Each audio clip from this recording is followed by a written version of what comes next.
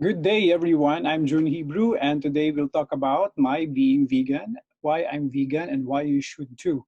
As you notice in my background, it says Happy Vegan Birthday because this is my third year of being a vegan, and this is also my third birthday that I've been eating only vegan foods. So, before I move on to why you should be vegan or why am I vegan, I think it's best we define first what being vegan means.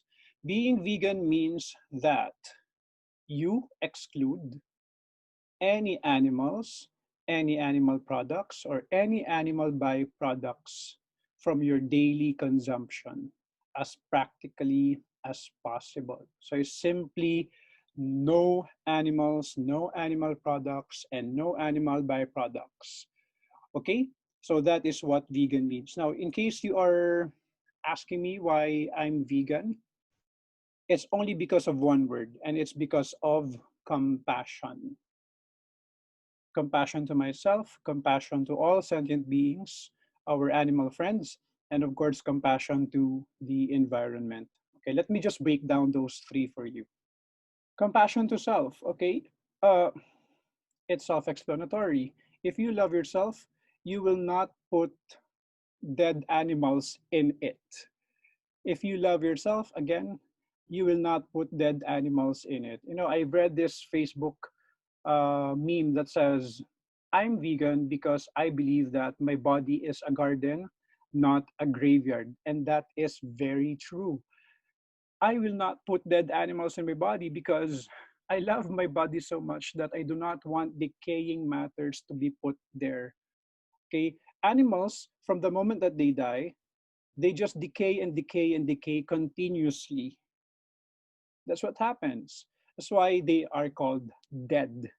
Okay, but you don't say dead plants, we don't say dead fruits, we don't say dead vegetables because these plant-based foods are actually alive. They're what we call alive food.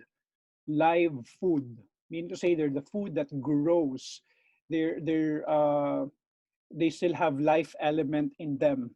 That's why when you put them inside your body, it's like you're feeding yourself life. You feed yourself dead animals, then you feed yourself death. You feed yourself plants, you feed yourself life. It's as simple as that. So that's number one, compassion to myself. Number two, compassion to all sentient beings, including non human animals. Of course, I practice compassion to human beings as well. Okay. And I practice compassion also to non human animals. All animals. It doesn't matter whether you're a cat or a dog. It doesn't matter whether you are cute or not. If you're an animal, you deserve compassion because you're a sentient being that feels pain. You have emotion. You can also you also have an instinct of what it's like to feel love. That's why mothers are very protective of their youngs because animals know compassion as well. Animals understand what emotions are. As a matter of fact, probably what your favorite meal is, one of your favorite meals is pig. Pigs are the sixth most intelligent animals in the planet. Bet you didn't know that, okay? And cows are very intelligent as well, including chickens, including fish. They understand emotion, including seafoods. Yes, all right. They understand emotions, and even if they don't understand emotions, they feel pain. So I want to practice compassion to all sentient beings. So I don't want to hurt any kinds of animals. So you might want to ask yourself that why am I eating pigs, but I don't want to eat cats or dogs when pigs or cows have the same emotions as dogs and cats? It's just a matter of perspective. That's why probably most Filipinos or most people all over the world hate the Yulin festival, the eating of dogs, because dogs are most popular as pets. But come to think of it, there are other people whose pets are pigs and cows. So why love one and then butcher the other, right? So that's number two, love for all sentient beings. And there's number three, compassion to environment. Okay, when we say compassion to environment, okay, let me just check my código. Each day you're vegan, you are able to save 1,100 gallons of water, 20 kilos of grains, 30 square feet of forest, and 20 pounds of carbon dioxide in the ozone layer, and of course, one animal. Let's explain that one by one. When you're a vegan, you save 1,100 gallons of water every day because instead of using those 1,100 gallons of water for an animal, you're actually able to preserve it or reserve it or conserve it or save it. Did you get it? Okay, next. You're able to save 20 kilos of grains because again, instead of feeding 20 kilos of grains to an animal before you butcher it, you're able to conserve it, reserve it, preserve it, no matter how you put it. And you can even feed it to the poor. You can even feed it to the hungry, to the children that are suffering. Why feed it to the animals and then after that just butcher the animals? Right? Next, you are able to save 30 square feet of forest. Animal agriculture requires forest grazing, meaning to say you'll have to flatten the forest, okay, before you are able to put their slaughterhouses. And just imagine that you're vegan for one day, you're able to preserve 30 square feet of forest. And we need that because that's our lungs, okay? That is the lungs of the earth. Those are the lungs of the earth. Next, you're also able to prevent 20 pounds of carbon dioxide to go to the air.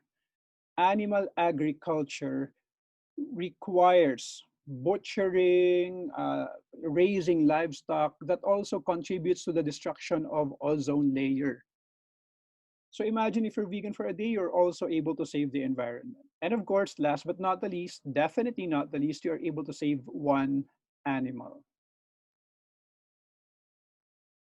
I celebrated my birthday here in the office with some of my coworkers, and I'm very, very happy that we had vegan food served courtesy of Atenora, whose number you will see on the screen. Okay. Okay, if you want vegan food for your next party, you can support Atenora. She really cooks mean vegan food. So those are just some of the reasons why I'm vegan. And again, the overall one word that encompasses all why I'm vegan is because of compassion. And I hope also that you find compassion in your heart to love yourself deeply, to love all the sentient beings, our non-human animal friends, okay, and deep compassion to our environment. So that's it. That's it for this episode. Thank you for staying and listening to me. I hope that this somehow makes you consider a vegan practice. It's a practice of compassion and you will not regret it. You will be healthy. You won't have to feel guilty when you see meat on your, they call it meat, but for me, I call it, well, dead animal, cadaver, right? Cadaver on your plate. And you're able to save the environment as well simply by being vegan. Okay, so I hope you subscribe to my channel and share to your friends. Um, One of the things that I'll have in my channel is actually how to transition to being vegan by inviting guests. Thank you very much.